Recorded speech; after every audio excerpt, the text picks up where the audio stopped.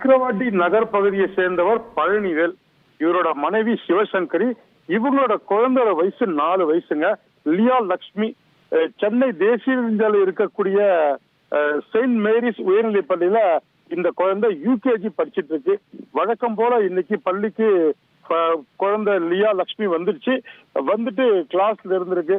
மத்தியானம் சாப்பாடு முடிச்சிட்டு மத்தியானம் அவங்க கிளாஸ் டீச்சர் மொத்தம் 11 குழந்தைகள் இந்த யூகேஜில மட்டும் இருந்திருக்காங்க. 11 குழந்தைகளுக்கும் அவங்களோட கிளாஸ் டீச்சர் டெஸ்ட் வைக்கிறதுக்கு எல்லாரையும் ஆயத்தமா சொல்லியிருக்காங்க. எல்லாரையும் வருஷம் உட்கார வைக்க சொல்லியிருக்காங்க. அந்த நேரத்துல பாத்தீங்கன்னா இந்த குழந்தை லியா லக்ஷ்மி, இப்ப நம்ம சொல்லக்கூடிய தகவல் பள்ளி நிர்வாகம் சார்பில் நமக்கு தெரிவிக்கப்பட்ட தகவல். இதுல பாத்தீங்கன்னா லியா லக்ஷ்மி மட்டும் நான் ஒன் பாத்ரூம் போறேன்னு சொல்லி குழந்தை கேட்டிருக்கு. சரி போயிட்டு வான்னு சொல்லி அதோட கிளாஸ் டீச்சர் அனுப்பியதாக இங்க இருக்கக்கூடிய பள்ளி நிர்வாகம் நமக்கு தகவலை தெரிவிக்கிறாங்க.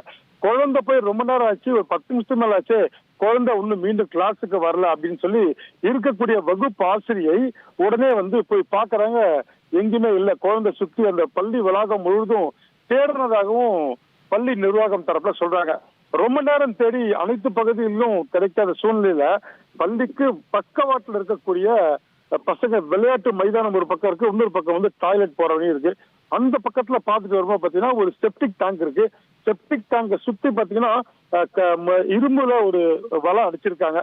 வலைக்கு பக்கத்துல இருக்கக்கூடிய சின்ன வழி, இந்த வழியில பாத்தீங்கன்னா தகடு, செப்டிக் டேங்கோட மூடி இரும்பு தகடால் மூடப்பட்டு அந்த தகடும் பாத்தீங்கன்னா முற்றிலுமாக துரு பிடித்து சேதமாயிருக்கு. அந்த பகுதியில பார்க்கும்போது குழந்தையோட செருப்பு வெளியில இருந்ததாக முதல்ல பார்த்திருக்காங்க. உடனே அங்க சப்போஸ் குழந்தை உள்ள இறங்கிச்சா நெட்டி பார்க்கும்போது குழந்தை உள்ள தெரியலன்னு சொல்றாங்க.